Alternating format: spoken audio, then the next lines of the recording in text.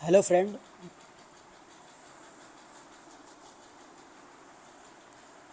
this is Devendra Kumar and welcome to Economic Circle, your own study circle.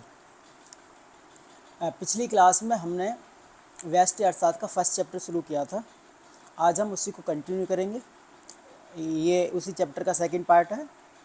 तो जिन लोगों ने पहली video नहीं देखी है, पहले वो पहली वीडियो देखें, उसके बाद सेकंड वीडियो, ये सेकंड पार्ट इस चैप्टर का। तो शुरू करते हैं। आगे हमारा टॉपिक है इसी चैप्टर में उत्पादन संभावना वक्र। उत्पादन संभावना वक्र क्या होता है? Production possibility curve. Production possibility curve, जैसे कि पिछली क्लास में हमने पढ़ा था कि एक अर्थव्यवस्था में जो संसाधन होते हैं वो सीमित मात्रा में होते हैं। अब जो संसाधन सीमित मात्रा में है, हमें उन्हीं का प्रयोग करके क्या करना, वस्तुओं का निर्माण करना है। तो हम क्या करते हैं, हमारे पास विभिन्न प्रकार की हमको वस्तुएं बनानी है, तो सभी को हम बराबर मात्रा में नहीं बना सकते। किसी को कम बनाना पड़ेगा, किसी को ज़्यादा बनाना पड़ेगा। तो जो उत्पादन संभावना वक्र है वो उन सभी संभावनाओं को प्रकट करता है। जब हम सीमित संसाधनों का प्रयोग करके हम वस्तुओं को निर्माण करते हैं कि किस वस्तु का कितना निर्माण करें, किसको कम बनाएं, किसको ज़्यादा करें, वह जितनी भी संभावना है उनको प्रकट करने वाले वक्र को हम बोलते हैं उत्पादन संभावना वक्र। पढ़ेंगे उत्पादन संभावना वक्र वह वक्र है जो दो वस्तुओं के उन सभी संभव संयोजनों मतलब कॉम्बिनेशंस को प्रकट करता है जिनका उत्पादन एक अर्थव्यवस्था उपलब्ध संसाधन व तकनीक के पूर्ण प्रयोग से कर सकती है। मतलब दो उत्पादन संभावना वक्र दो वस्तुओं के उन सभी संयोगों को, माना कि हम दो वस्तु बना रहे हैं, उन सभी संयोगों को प्रकट करेगा उत्पादन संभावना वक्र जिनका उत्पादन एक अर्थव्यवस्था उपलब्ध संसाधन या फिर तकनीक के पूर्ण प्रयोग से कर सकती है। अब उदाहरण से समझेंगे हम इसको। है क्या ये? माना कि एक अर्थव्यवस्था अपने सीमित संसाधनों से केवल, माना कि एक अर्थव्यवस्था है जो अपने जो सीमित संसाधन है उससे केवल दो वस्तुएं बनाती है। कौन सी वस्तु बना रही है? एक तो गेहूँ बना रहे हैं वो, एक बना रहे हैं टैंक का उत्पादन। ये जो टैंक हैं, ये जो युद्धकालीन जो वस्तु होती हैं, जो टैंक होते हैं, हम उनकी बात कर रहे हैं, जो सेना के पास टैंक होते हैं उनकी। उत्पादन संभावना वक्र उन सभी संयोगों को दर्शाता है जिन पर गेहूं और टैंकों का उत्पादन संभव हो। अब उत्पादन संभावना अनुसूची हम तालिका से समझेंगे इसको। ये उत्पादन की संभावना दे रखी है, ये गेहूं दे रखा है लाख टन में, ये टैंक दे रखे हैं 1000 की मात्रा में। सबसे पहली ये संभावना है जिसमें हम गेहूं की 0 मात्रा बना रहे हैं। तो अगर हम गेहूं बिल्कुल भी उत्पादन नहीं करते गेहूं का, तो 15,000 टैंक का उत्पादन होता है। ठीक है। उसके बाद बी कॉम्बिनेशन में हम गेहूं 1,00,000 टन गेहूं बना रहे हैं। तो भाई क्योंकि हमारे पास संसाधन सीमित हैं, उन्हीं संसाधनों का प्रयोग करके दूसरी वस्तु बनानी है। तो गेहूं अगर 1 बनाया तो इसका मतलब इसकी कुछ मात्रा घटेगी। तो क्या करते हैं कि ये अभी हम क्या कर रहे हैं, लेट्स कर रहे हैं, मतलब मान रहे हैं, एक उदाहरण मान रहे हैं। ठीक है। तो 15 से 14,000 हो जाते हैं। जैसे ही हम इसकी एक और मात्रा बढ़ाते हैं, इसकी कुछ मात्राएँ कम हो जाती हैं। ऐसे हम इसकी एक और मात्रा बढ़ाते हैं, इसकी कुछ मात्राएँ कम हो जाती हैं। जैसे हम गेहूँ की 4,00,000 टन करेंगे तो हो सकता है कि केवल 15,000 ही टैंक का उत्पादन हो। और जब हम पूरा का पूरा संसाधन गेहूं को उगाने पर लगा देंगे, इसका मतलब क्या है, टैंक की मात्रा का उत्पादन 0 हो जाएगा। समझे? तो ये जो हमारे पास कॉम्बिनेशंस आए, ये A B C D E F, इन सभी कॉम्बिनेशंस को जो प्रकट करने वाला जो वक्र है वो है हमारा उत्पादन संभावना वक्र। तो ये जो हमारी लाइन शो कर रही है, ये हमारे पॉइंट हैं A B C, A B C D E और ये हमारा एफ। ये जो संभावनाएं हैं इनको प्रकट करने वाले वक्र को हम बोलते हैं उत्पादन संभावना वक्र। तो ये हमारी लाइन हो गई उत्पादन संभावना वक्र। अगर इस वक्र से कम उत्पादन होता है, माना इधर जी पर उत्पादन होता है, ये वाला, ये, तो हम बोलेंगे कि जो संसाधन उनका अल्प का मतलब होता है कम उपयोग हुआ है। अगर इससे ज़्यादा हो जाता है, इस लाइन पर होता है, तो हम बोलेंगे कि संसाधनों का क्या हुआ है, पूर्ण प्रयोग हुआ है, संसाधनों का विकास हो गया। संसाधनों का विकास मतलब संसाधन जितना हम चाहते थे उससे ज़्यादा उत्पादन हो गया। ओके, अब इसी को हम अगर समझें तो जो पीपीसी कर्व है, प्रोडक्शन पॉसिबिलिटी कर्व, उत्पादन संभावना वक्र, ए एफ पर विभिन्न बिंदु A B C D F दो वस्तुओं के विभिन्न संयोगों को दर्शाता है। ए एफ कौन सा, इसकी बात की जा रही है, यहाँ ये और ये जो लाइन है हमारी ये, ठीक है। कौन सी लाइन की बात कर रहे हैं हम इस लाइन की बात कर रहे हैं। और इस पर जो हमारी संभावनाएं कॉम्बिनेशंस हैं वो हैं A B C D E और एफ।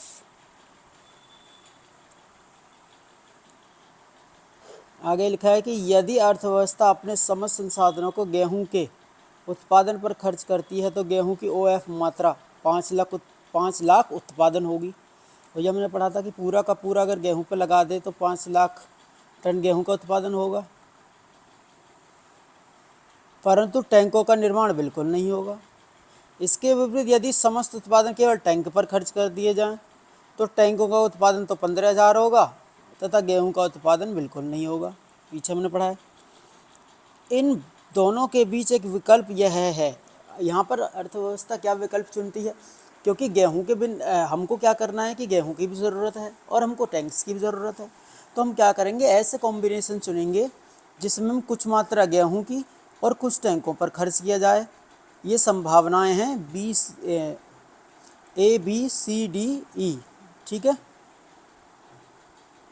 जो हमने संभावनाएं ली हैं, ये संभावनाएं हमारी जो संभावना है वो ए नहीं होगी, ये हमारी संभावना होंगी हमारी बी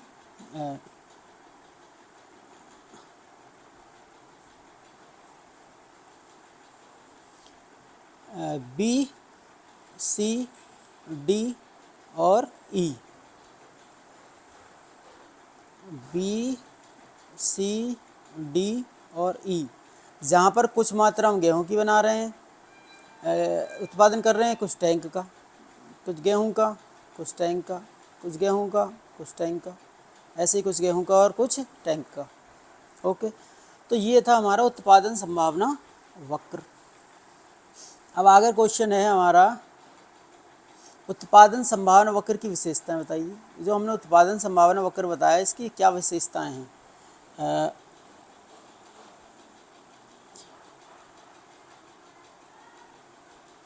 ये हमारा उत्पादन संभावना वक्र है, पीपीसी कर्व।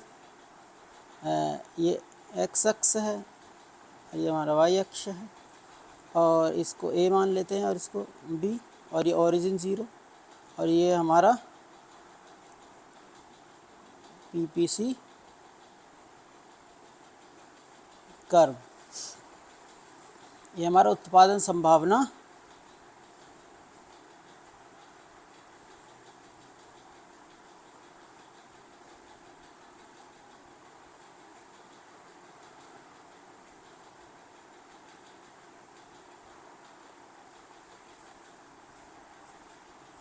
उत्पादन संभावना वक्र। तो इसकी पहली विशेषता है हमारी कि उत्पादन संभावना वक्र का ढलान नीचे की ओर होता है।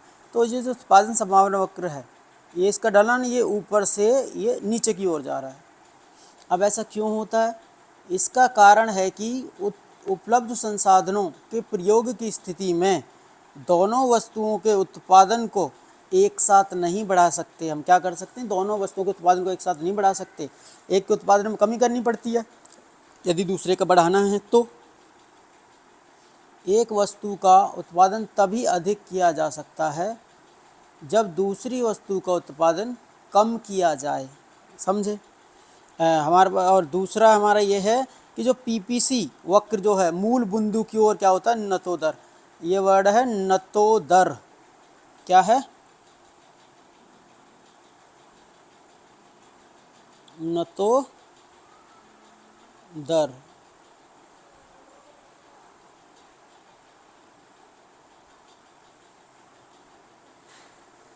नतोदर। नतोदर का मतलब होता है ये इस तरीके से जाना, ये नतोदर कहलाता है, मूल बिंदु की ओर। मूल बिंदु हमारी ये है, तो ये हमारी मूल बिंदु है, इससे इस तरीके से ढलान, बाहर की तरफ पीठ, एक तरीके से बाहर की तरफ पीठ, इससे याद रहेगा। तो नतोदर, पीपीसी वक्र का नतोदर ढाल यह प्रकट करता है कि एक वस्तु की अतिरिक्त इकाई का उत्पादन करने के लिए दूसरी वस्तु की बढ़ती हुई इकाइयों का त्याग करना पड़ता है, अर्थात सीमांत अवसर लागत बढ़ जाती है। अवसर लागत के बारे में, सीमांत अवसर लागत के बारे में नेक्स्ट क्वेश्चन पढ़ेंगे। कहने का मतलब है कि पीपीसी जो कर्व है वो मूल बिंदु की ओर, ये जो इसका ढलान है, ये जो इसको हम नतोदर बोल रहे हैं, वो इसलिए होता है कि जब हम एक वस्तु का उत्पादन बढ़ाते हैं तो हमको जो दूसरी वस्तु है उसकी बढ़ती हुई इकाइयों का त्याग करना पड़ता है। समझ में आया? अब कुछ क्वेश्चन लिए हमने।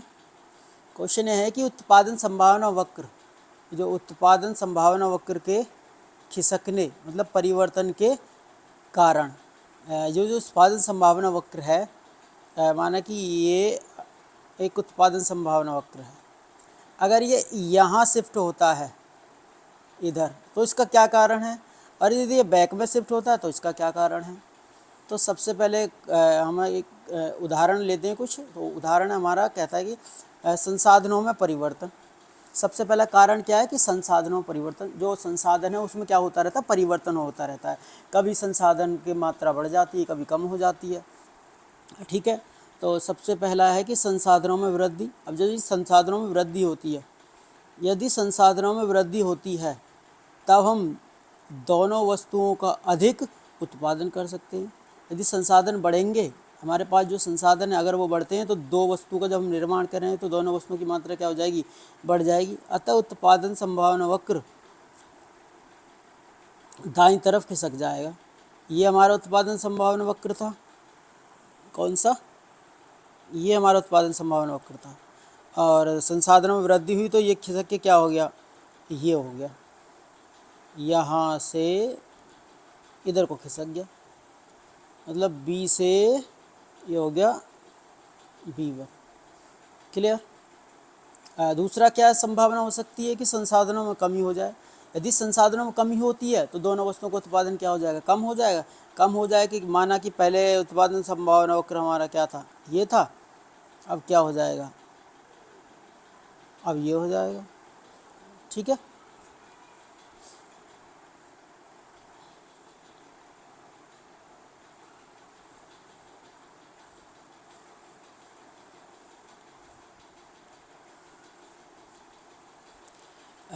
बी है हमारा कि जो तकनीक है, उत्पादन तकनीक में परिवर्तन हो जाए, मतलब जिस तकनीक से हम पहले वस्तुओं का निर्माण कर रहे थे यदि उसमें चेंजिंग हो जाए। तो आपको मालूम है कि अगर तकनीक में चेंज होता है तो जिस वस्तु, दो वस्तु बना रहे हैं तो जिस वस्तु का, जिस भी वस्तु के हम को बना रहे हैं अगर उसकी तकनीक चेंज हो जाती है तो आपको पता है कि अगर तकनीक चेंज होती है तो उत्पादन बढ़ता है। भाई सीधी सी बात है, यदि पहले एक आदमी खुद से काम करता था, हाथों से काम करता था, तो उसको क्या होता था, कम उत्पादन होता था। वही काम अगर मशीनों से किया जाए तो अधिक उत्पादन होगा। इसका मतलब तकनीक चेंज हुई है, मैन से क्या गए, मशीन पर आ गए। तो तकनीक चेंज होती है तो क्या होता है, उससे उत्पादन बढ़ता है। तो हमारे पास क्या है, दो वस्तु हैं, एक माना कि वस्तु X है और एक वस्तु Y है। तो पहली कंडीशन ये है कि वस्तु X के उत्पादन तकनीक में कुशल तकनीक का प्रयोग, जो वस्तु X बना रहे थे उसकी तकनीक क्या हो गई, अच्छी हो गई। तो भाई सीधी सी बात है कि वस्तु X का उत्पादन बढ़ जाएगा और Y का वही रहेगा। तो क्या लिखा है कि वस्तु X के उत्पादन के लिए कुशल तकनीक का प्रयोग का अर्थ है कि उपलब्ध संसाधनों को वस्तु X के उत्पादन में अधिक करने से है। इससे वस्तु X के उत्पादन में क्या हो जाएगी, वृद्धि हो जाएगी। अब ये है हमारा उत्पादन संभावना वक्र। पहले माना कि ये था, ठीक है। अब ये वस्तु Y है और ये वस्तु हमारी क्या है, X है। तो वस्तु Y का तो उत्पादन संभावना वक्र यही रहेगा और वस्तु X का क्या हो जाएगा, शिफ्ट हो जाएगा। ये बी से V1 हो जाएगा। ठीक है, अब हम दूसरा हम ये ले सकते हैं संभावना कि वस्तु y के उत्पादन के लिए कुशल तकनीक का प्रयोग। इस बार वस्तु y के उत्पादन में कुशल तकनीक का प्रयोग हो गया। यदि ऐसा होता है तो वस्तु y का उत्पादन बढ़ जाएगा और x का वही रहेगा। तो जिससे होगा क्या कि ये पहले पीपीसी कर्व था ना, अब क्या हो जाएगा, a का बढ़ गया, अब ये हो जाएगा, तो b का तो यही रहेगा और वस्तु a का उत्पादन बढ़ जाएगा।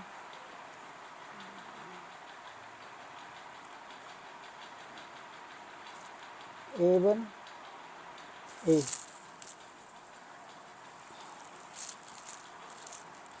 और तीसरी संभावना ये हो सकती है कि माना कि यदि दोनों वस्तुओं को उत्पादन की जो तकनीक है वो बेटर हो जाए, तो अगर वो अच्छी हो जाएगी तो दोनों का उत्पादन बढ़ जाएगा। दोनों वस्तुओं के उत्पादन में कुशल तकनीक का प्रयोग, दोनों वस्तुओं के उत्पादन में कुशल तकनीक के प्रयोग का अर्थ है कि उपलब्ध संसाधनों का प्रयोग इस प्रकार किया जाए कि वस्तु x और वस्तु y दोनों के उत्पादन में वृद्धि हो जाए। तो भैया पहले जो उत्पादन संभावना वक्र था वो ये था ए बी, अब दोनों में वृद्धि होगी तो दोनों की ही मात्रा क्या हो जाएगी, बढ़ जाएगी। तो दोनों को उत्पादन संभावना वक्र ये यहाँ से शिफ्ट होकर ये हो गया। क्लियर, ये हमारी वस्तु y है और ये हमारी वस्तु क्या है, x है। क्लियर।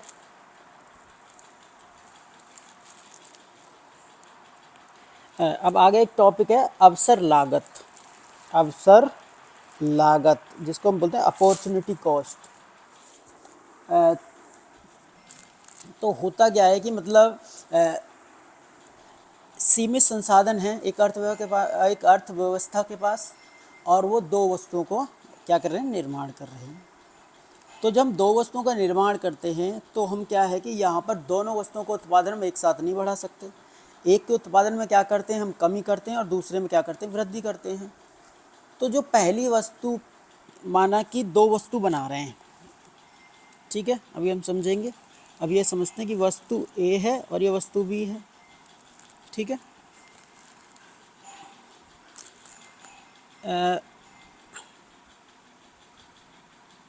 इसकी 10 इकाइयों का उत्पादन हो रहा था, इसके 8 इकाइयों का उत्पादन हो रहा था, ठीक है। तो हम क्या करना चाहते हैं कि बी की 2 इकाई और बढ़ाना चाहते हैं। तो बी की हम करना चाहते हैं 10, इसका मतलब कि ए की त्यागनी पड़ेगी। अब ए की हम क्या करते हैं, 2 की कमी करते हैं। अब ये रह जाएगी 8 और ये रह जाएगी 10। तो हुआ क्या, तो ये जो इसकी जो 2 कमी की और इसकी जो बढ़ाई, तो जो ये जो 2 कम हुए हैं और ये जो 2 बड़े हैं, तो क्या हुआ है कि ए से लेकर 2 को दिया गया है। इसका मतलब बी को तो अपॉर्चुनिटी मिली, बी को क्या मिला है, अवसर मिला है।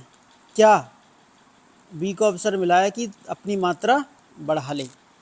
तो ए की जो 2 मात्राओं की कमी हुई और 2 की बढ़ी, तो बी की अवसर लागत क्या हो गई, 2 की घटी हुई मात्रा। समझ में आया, समझेंगे। किसी वस्तु की अवसर लागत दूसरी वस्तु की वह मात्रा है जिसका त्याग उस वस्तु को उत्पादन के लिए किया गया है। जैसे यहाँ पर क्या था कि वस्तु हमारी जो 2 थी, ये दूसरी वस्तु की मात्रा है, इसका त्याग कर रहे हैं हम किसके लिए, इसके बढ़ाने के लिए। तो जो 2 है गई, तो बी की अवसर लागत क्या हो गई, 2 की घटी हुई मात्रा, वो वस्तु ए की घटी हुई मात्रा। उदाहरण, माना शुरू में संसाधनों का इस प्रकार प्रयोग होता है कि टैंक तथा उत्पादन ओजी तथा गेहूं का उत्पादन ओई हुआ है। अब इस एग्जाम्पल से समझेंगे कि भैया स्टार्टिंग में क्या हो रहा है, हमारा टैंक का उत्पादन हो रहा है हमारा ओजी, ओ से लेकर जी, ठीक है। और गेहूं का उत्पादन हो रहा है ओ ई, गेहूं का उत्पादन हो रहा है ओ ई, ठीक है, ओ जी और ओ ई। ये था हमारा गेहूं और टैंक का उत्पादन शुरू में। अब होता क्या है, जब संसाधनों की कुछ मात्रा को हम क्या कर रहे हैं, जब संसाधनों की कुछ मात्रा को टैंक के उत्पादन से घटाकर क्या कर रहे हैं, टैंक के उत्पादन में क्या करेंगे, हम कमी कर देंगे। और उत्पादन किसका बढ़ाएंगे, गेहूं का। गेहूं का उत्पादन यहाँ से कमी कर दी, जी से हम एच चले गए, और इसका ई से क्या हो गया, एफ हो गया। ठीक है, ओ एफ उत्पादन बढ़कर ओ एफ तथा टैंक का उत्पादन घटकर ओ एच हो जाता है। दूसरे शब्दों में गेहूं की ई एफ मात्रा की अवसर लागत टैंक की जी एच मात्रा है।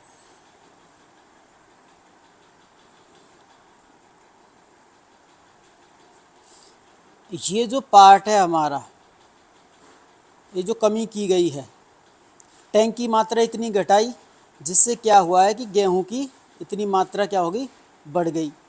तो ये जो पार्ट है, ये जो कमी हुई है टैंक की, यही मात्रा अवसर लागत कहलाएगी, किसकी, गेहूं की। समझ में आया, समझ में आया। तो यह है अवसर लागत। अब आगे आते हैं सीमांत अवसर लागत। एक तो थी अवसर लागत, एक होती है सीमांत अवसर लागत। देखो, एक वर्ड आएगा जब हम व्यष्टि अर्थशास्त्र में आगे भी चैप्टर्स पढ़ेंगे, तो एक शब्द आता है हमारे पास, सीमांत। तो इसको हम यही समझ लेते हैं, क्योंकि आगे कई बार आएगा। देखो, सीमांत का मतलब होता है एक अतिरिक्त, एक अतिरिक्त, एक अतिरिक्त का मतलब वन एक्स्ट्रा। जब हम माना कि जैसे हम पहले 10 कर रहे थे उत्पादन, अब 12 कर लिया, तो कितना अतिरिक्त किया, 2 एक्स्ट्रा किए। जैसे कि हम 15 कर रहे हैं, तो कितने एक्स्ट्रा किए, 3 एक्स्ट्रा। तो जो अतिरिक्त उत्पादन किया, इसको बोलते हैं सीमांत। तो सीमांत मात्रा यहाँ पर 2 हो गई, सीमांत मात्रा यहाँ पर हो गई 3। क्लियर। अब पढ़ेंगे सीमांत अवसर लागत। तो देखो, सीमांत अवसर लागत दूसरी वस्तु की वह मात्रा है जिसका त्याग पहली वस्तु की एक अतिरिक्त इकाई का उत्पादन करने के लिए किया जाता है। कहने का मतलब है, जब हम 2 वस्तुओं को उत्पादन कर रहे हैं, तो माना कि हम 2 वस्तुओं को उत्पादन कर रहे हैं और दूसरी वस्तु की हम इकाइयाँ बढ़ाना चाहते हैं। तो जब हम दूसरी वस्तु की इकाई बढ़ाने के लिए, उसकी एक मात्रा बढ़ाने के लिए इसकी कितनी इकाइयों का त्याग करते हैं, ठीक है, वो हमारी कहलाती है सीमांत अवसर लागत। ठीक है, एग्जाम्पल के उससे समझेंगे हम इसको। आगे क्वेश्चन आता है हमारा इसी में कि उत्पादन संभावना वक्र द्वारा, एक उदाहरण द्वारा सीमांत अवसर लागत की अवधारणा समझाइए।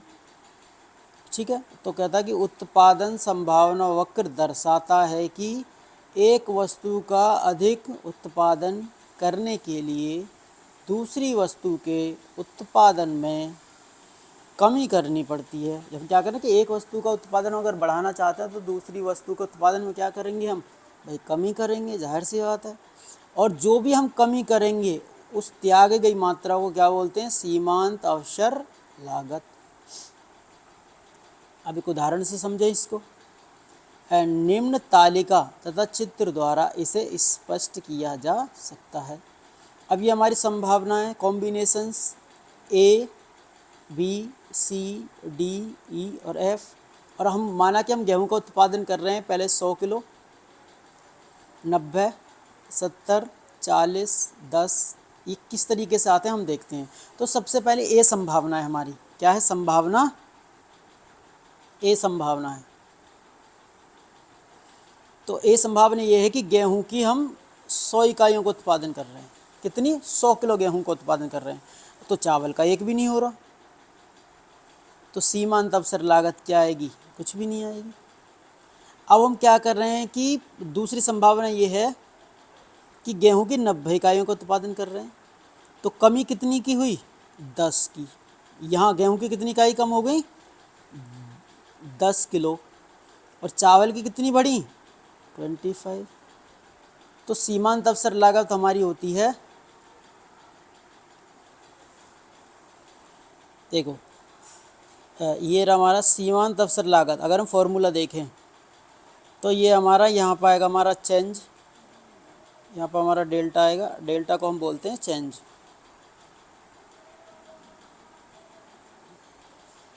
डेल्टा को बोलते हैं चेंज। तो ये है हमारा गेहूं के उत्पादन की हानि, जो भी गेहूं का हानि होगा उसको ऊपर लेंगे और चावल के उत्पादन का लाभ हम क्या लेंगे, नीचे लेंगे। तो गेहूं के उत्पादन की हानि कितनी हो रही है भाई, देखो 10 और बढ़ोतरी कितनी हो रही है 25, डिवाइड करेंगे तो 0.4 क्या आ गई, सीमांत अवसर लागत। ऐसे ही हम 90 से 70 पे गए, कितने की कमी हुई 20, और बढ़ाई कितने यहाँ पर 25, तो 20/25 तो 0.8 आ गई हमारी सीमांत अवसर लागत। ऐसे ही हम 70 से 40 गए तो कितनी इकाइयों, कितने किलो गेहूं का कमी हुई, तो गेहूं की कमी हुई हमारे 30 किलो गेहूं, और बढ़े कितने 25, तो 30/25। इसी तरीके से ई संभावना लास्ट देखें 87 और ये आ गया 5। ठीक है, तो हो क्या रहा है कि तालिका में जैसे जैसे चावल का उत्पादन बढ़ाया जा रहा है, भाई चावल का उत्पादन बढ़ रहा है ना, वैसे वैसे गेहूं की सीमांत अवसर लागत में क्या हो रही है, वृद्धि हो रही है। संयोग ए से बी जाने पर 25 किलो चावल की सीमांत अवसर लागत क्रमशः 25 किलो चावल की जो है क्रमशः कितनी है सीमांत अवसर लागत, 10 किलो गेहूँ है, ठीक है, 25 किलो बढ़ाए और घटे कितने उसके 10। इसी प्रकार अन्य संयोग बी सी डी, ये जो संयोग हैं ये हमने प्रकट किए हैं क्या, 20, 30, 30, 10, ये गेहूं की क्या सीमांत अवसर लागत। ठीक है, ये हमारा 30 और ये हमारा क्या आ गया 10। तो ये जो कमियां हो रही हैं यही तो गेहूं की, यही तो चावल की सीमा क्या है, अपॉर्चुनिटी है, यही सीमांत अवसर लागत है। ठीक है, इसी को हमने क्या है कि कर्व से शो किया है। ये हमारे कॉम्बिनेशंस हैं, क्या है कॉम्बिनेशंस। ठीक है, यहाँ पे हमने गेहूं को लिया है, यहाँ पे हमने चावल को लिया है। ठीक है,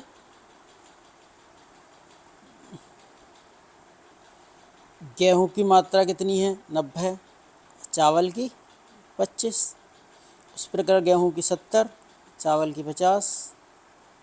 ठीक है, गेहूं की 40, चावल की 75 और इसकी 10, तो इसकी 90। तो जैसे जैसे हम गेहूं की चावल की अतिरिक्त इकाई का उत्पादन करते जा रहे हैं तो हो क्या रहा है कि गेहूं की अब मात्रा क्या है हमें करनी पड़ रही है, क्या कम करनी पड़ रही है। ठीक है, सीमांत अवसर लागत में वृद्धि के फलस्वरूप उत्पादन समान होकर मूल बिंदु की ओर नतोदर, जिसको हम कॉनकेव बोलते हैं, होता है। तो यहाँ से भी आ जाता है कि सीमांत अवसर लागत जो है हमारी, उसमें वृद्धि होने के फलस्वरूप उत्पादन संभावना वक्र मूल बिंदु की ओर क्या होता है, नतोदर होता है। समझ में आया, हाँ जी समझ में आया। ठीक है, यदि किसी बच्चे को किसी भी क्वेश्चन में अगर कोई भी क्वेरी है तो ठीक है, तो आपको क्या करना है, कमेंट बॉक्स में आपको कमेंट करना है। ठीक है, आपको रिप्लाई किया जाएगा। ठीक है,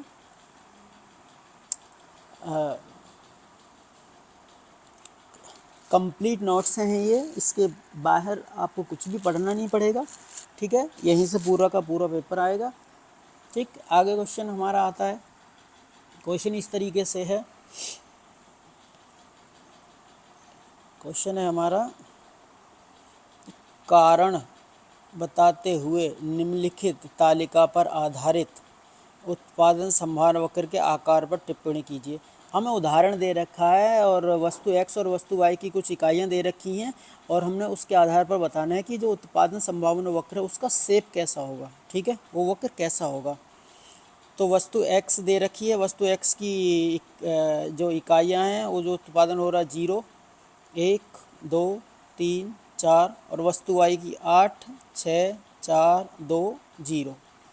ठीक है, तो वस्तु x 0, यहाँ पर 8, इसकी 1 बढ़ाई, इसकी कम हो गई, इसका एक और उत्पादन हो रहा है, इसका और कम हो रहा है, 3 फिर 2 फिर अगर 4 की है वस्तु x की 4 इकाइयों का उत्पादन करें तो उत्पादन 0, और अगर वस्तु y की 8 का उत्पादन करें तो x का 0। ठीक है, तो सीमांत अवसर लागत हमने पढ़ा था कि ऊपर क्या आता है,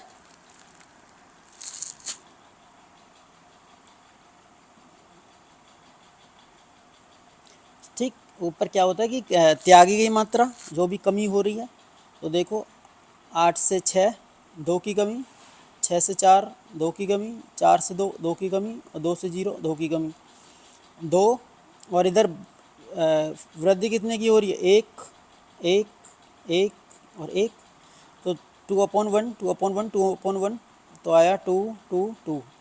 ठीक है, तो यहाँ पर जो उत्पादन संभावना वक्र जो हमारा आएगा, लिखा है कि तालिका दर्शाती है कि वस्तु y के स्थान पर वस्तु x की अधिक मात्रा उत्पादन करने की सीमांत अवसर लागत स्थिर है। क्या है, स्थिर है। हर बारी कितना आ रहा है, 2 2 आ रहा है इस एग्जाम्पल में, तो सीमांत अवसर लागत यहाँ पर क्या है, स्थिर है, 2 है। इसीलिए उत्पादन संभावना वक्र नीचे की ओर ढलवा एक सीधी रेखा पर होगा। तो उत्पादन संभावना वक्र क्या होगा, एक सीधी रेखा पर होगा। ठीक है, किस तरीके का बन जाएगा, यहाँ पर उत्पादन संभावना वक्र हमारा कुछ इस तरीके से जाएगा। ठीक है, ये हो जाएगा हमारा वस्तु x, और ये हो जाएगा वस्तु y। ऐसा कब होगा, ऐसा जब होगा यदि सीमांत अवसर लागत क्या आती है, स्थिर आती है, तो हमारा इस तरीके से जाएगा। क्लियर। आगे क्वेश्चन है, क्वेश्चन कहता है